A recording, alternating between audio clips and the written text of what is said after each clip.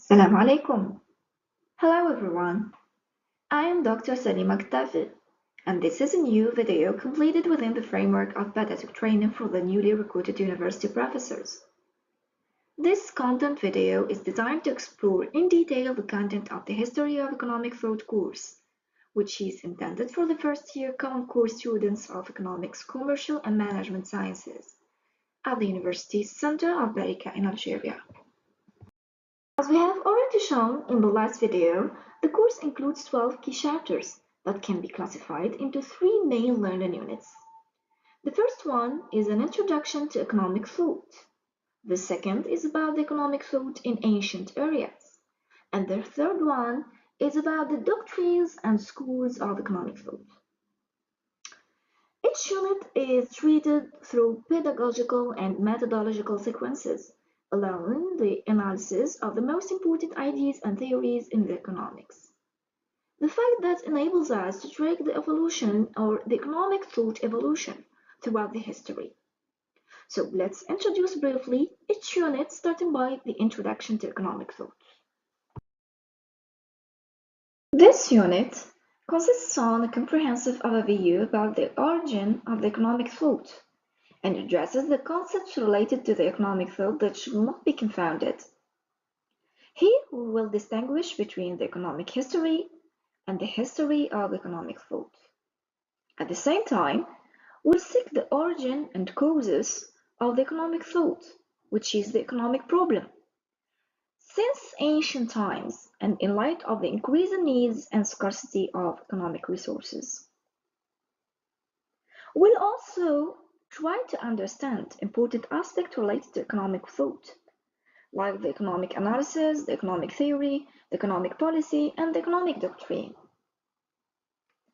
And after this, we'll try to deduce what is the history of economic thought and for what it is. The history of economic thought investigates economic issues in long-run perspective. It focuses on the historical roots of economic ideas and takes into account a wide array of schools of thought. In conjunction with pure theory and the history of facts, it does not study economic facts, but rather economic theories and economic literature. And for the second unit, which is the economic thought in ancient eras, it would be indispensable to address the earliest contributions and ideas that are considered the first signs of economic thought, since the ancient civilizations, the Eastern and Western civilizations, also in the European societies in the Middle Ages, in addition to the importance of addressing the economic thought in the Islamic era. The learning activities in this unit will enable you to address and identify the oldest eminent philosophers and thinkers, such as Hammurabi in the Mesopotamian civilization, Plato and Aristotle in the Greek civilization, and Ibn Khaldun as an Islamic economic thinker. Then you will discuss their main contributions. And finally, by this unit, the main doctrines and schools of economic thought, including their main principles and theories, will be analyzed separately, including the mercantilism, the physiocracy, the classical school, the liberal capitalist economic thought and its stages, the socialist economic thought and Marxism, the historical school in Germany, the neoclassical school, the Keynesian school, and the contemporary economic theories post-Keynesian. Also, the contributions of the leading economists of these schools will be analyzed. Their complementarity and even the criticism will be present in the discussions. In this content video, we select the classical economic thought and the socialist economic thought and Marxism to explore and explain them briefly. So let's get started. The classical school of economic thought is widely regarded as the first modern school of economic thought. It flourished and refers to work done by a group of economists in the 18th and 19th centuries. Its main thinkers and contributors are Adam Smith, David Ricardo, John Stuart Mill, Thomas Robert Malthus, and Jean-Baptiste Say. Adam Smith, who is considered the father of political economy by his work The Wealth of Nations in 1776, has been considered to mark the beginning of the classical economics or the classical school. But before talking about the most important trends of Adam Smith or the other contributors in the classical school, of course, let me refer to important points. The study of the classical school was primarily concerned with the dynamics of economic growth. Its thinkers developed theories about the way markets and market economies work.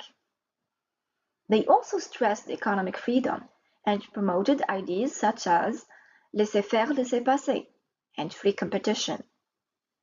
And they basically advocated that market systems were primarily self-regulating systems and that freedom of the market was essential with minimum intervention by the state. Adam Smith, by his side and his work and inquiry into the nature and causes of the wealth of nations, that was influenced by the mercantilism doctrine and physiocracy, as well as the classical liberalism and early stages of the Industrial Revolution, Smith examined in details the consequences of economic freedom and covered such concepts as the role of self-interest and how it can guide the most efficient use of resources in a nation's economy, the individual labor, the function of markets, and the international implications of a laissez-faire economy. However, Smith is most often recognized by the invisible hand theory.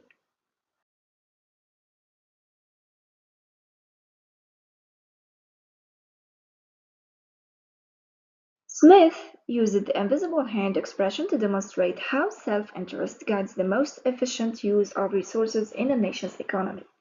In other words, if the government in a laissez-faire economy doesn't do anything, there will be a controlling factor of individuals themselves who can guide markets. Where if each consumer is allowed to choose freely what to buy and each producer is allowed to choose freely what to sell and how to produce it, the market will settle on a product distribution and prices that are beneficial to all of individuals in a community. The reason for this is that self-interest drives actors to beneficial behaviors and act as an invisible hand that regulates the free markets. In addition to Adam Smith theories, other leading economic thinkers contributed in developing the classical economic thought, such as David Ricardo and his theory of distribution, the diminishing return law and the theory of comparative costs, or Jean-Baptiste Say and the law of markets, known as Say's law. Also, Thomas Robert Malthus and his theory of population growth, and the utilitarianism of John Stuart Mill.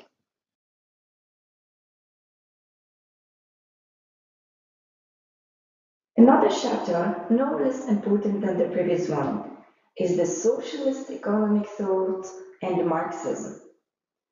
The socialism arose in the 18th and the early 19th centuries as a reaction to the economic and social changes associated with the Industrial Revolution, where rapid wealth came to the factory owners and the workers became increasingly impoverished.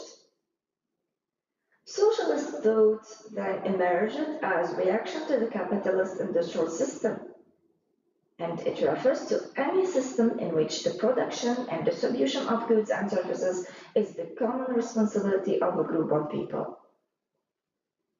Let me say that socialism was developed by Karl Marx in the period between capitalism and communism.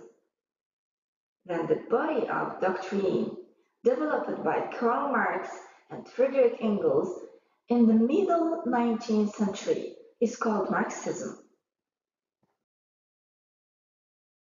Karl Marx and Friedrich Engels addressed the concept of class struggle and played a central role in understanding society's development, from the bourgeois oppression under capitalism to socialist and ultimately class society. Karl Marx divided the society into two classes, The working class that represents the proletariat, which is the laborers, those who are exploited into creating the surplus value, and the capitalist class, the bourgeois, those who are the owners who generate handsome income from the surplus value.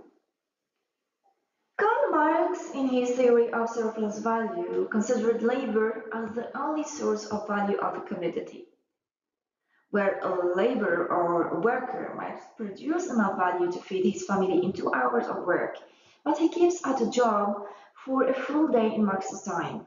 That may be 12 or 14 hours, and those extra hours represent the surplus value produced by the worker. Capitalism quite simply believes in the exploitation of labor, which is nothing but the surplus value generated by the workers. And hence, the surplus value generated by the labor during the process of production is used by the capitalist class for reinvestment, which furthers the process of production under capitalism. So the capitalist tries to increase the surplus value, which leads to the capitalist development. According to Karl Marx, the surplus value is the value added to the production, which according to Marx is equal to the profit. And this occurs because the worker is not paid wages equal to the amount of value added during the process of production. We reached the end of this content video. Thank you for watching and keep watching the upcoming videos. Thank you.